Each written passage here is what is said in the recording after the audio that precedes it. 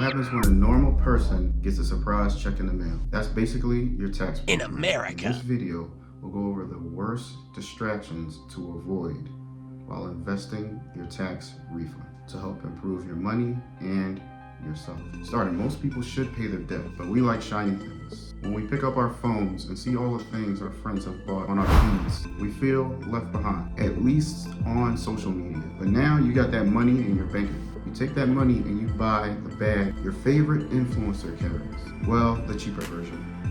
But a Chanel bag is still a Chanel, and it looks great on you.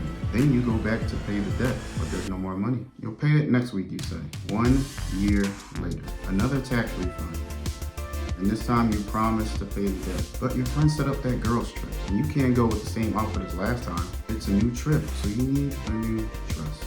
You go on the trip and you have the time of your life. And then you come back home and the debt is still there. In fact, it's bigger. I'll do it later, you say. 1 year later. I'll do it later. 1 year later. I'll do it later. 3 years later. It's the same thing, repeating over and over again. Bags, jewelry, clothes. Until finally, you're staring at that online cart full of things you don't even need. But this time, you hesitate before clicking buy. And then you click. Finally, after years of pain, you take your first step to maturity. And you get that tax refund. Friends and family can become a distraction.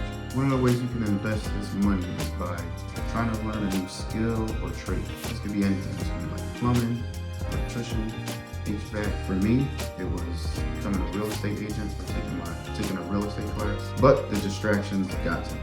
I signed up for this class a couple years back, and I was doing pretty good. I was learning, doing my studying, and it was fine. But one day I had a test that I had to study for. This is before AI was like a big deal. Back then we had to cram all that knowledge into our brains. Those times feel like the Stone Age now. But anyway, I had a big test and was studying. But then my friends wanted to hang out. They wanted to grab drinks, and admittedly, I wanted to join them. And we had a great time. However, that test was the very next day. And facing a test with 50 questions, with 2 hours of sleep, and a mini hangover did not end well. Failing. So basically, you gotta realize, you wanna improve your money and yourself, you can't let distractions get in the way of what you're doing. There's a time and a place for everything. Thanks for watching, and if you like this one, you can watch another one right now.